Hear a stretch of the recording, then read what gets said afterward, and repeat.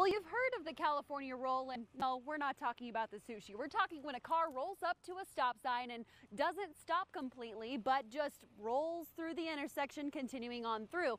Well, the bike term for that is the Idaho stop, and it soon could be a reality here. Yeah, crime tape and police are still on scene here near Galleria Terrace, investigating this shooting that left a woman dead, all the while still searching around the city for that man we just showed you. To give you just a glimpse of the damage, check out this canopy that used to hang here above this deck. It's all completely shredded from the hail. You could feel a sadness, hurt, and even a heaviness in the air tonight as many tears were shed for Shanann, Bella, and Celeste. Just a few people remain here now as many came together to mourn and find some sort of peace tonight. So the K-9 always gives a warning before they release the dog. Here's a map of Colorado's 7 congressional districts. Following 2020 census, these lines will need to be redrawn. Multiply that by 38 ambulances shows it would take almost $500,000 to run all the ambulances in the city. So if you're doing the math at home, that $3 million bond means we'd only have ambulance services for about a month and a half. Many things are unknown tonight, like why exactly Biker resigned and who will take over the office before the next sheriff is elected. Crews are still coming in and out of the incident command center here as the fire is just 25% contained. Many today counting their blessings while others sift through rubble. With the sun going down on Wednesday, it was straight. That's in opening of my barn right there. Jake Bywater shows friends around his property scorched by the flames. He lost everything. Diana Zeiger and her family came by to drop off some hay for Bywater's livestock. It came really fast. We were scared. The wind, we were afraid the wind was going to come south. If it would have came south, we would have been in trouble. Zeiger's home left unscathed, but here, a barn burnt down, leaving piles of rubble still smoking. I feel like crying. So many people here in Hanover grateful that their home is still standing, especially with sites like these, where just ruins of homes were left behind by the 117 fire. A lot of my friends have lost their homes. One of my friends just down the road on Mentally lost everything. Earlier in the day, we saw crews monitoring hotspots. Robert Faust just losing sheds in the fire. It looks pretty bad, doesn't it? It looks like somebody dropped a bomb out here. A Type 2 team now taking command of the fire while El Paso County is still managing it. Sheriff Bill Elder saying crews have continued to use the weather to their advantage. We will push hard while we have the weather hold.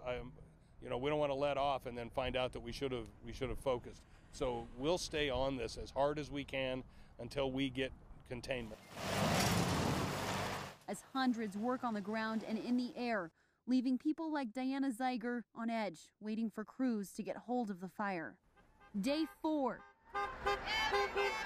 Teachers, parents, students back out in front of D60, striking again. I think we feel energized. I think we feel united. We know we have the community support. New developments late Thursday afternoon as the district offered a new deal, the third made so far. I believe that this third offer is a viable offer.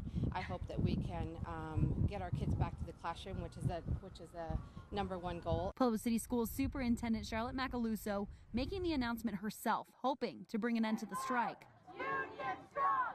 We need our teachers in the classroom. We need our paraprofessionals back in the classroom, and so we're hoping that we will bring resolution to this situation very soon. Pueblo Education Association President Suzanne Etheridge telling us the details of the offer cannot be discussed. We believe that we need to actually do the bargaining in public to finalize the details of that offer as required by Colorado law. Etheridge says a meeting has been set with the district Friday morning, hoping to get a bargaining meeting moved up. We are truly closer than we've been to getting this finished and wrapped up and getting to be able to send everyone back to their classrooms. In the meantime, the strike continues Friday morning.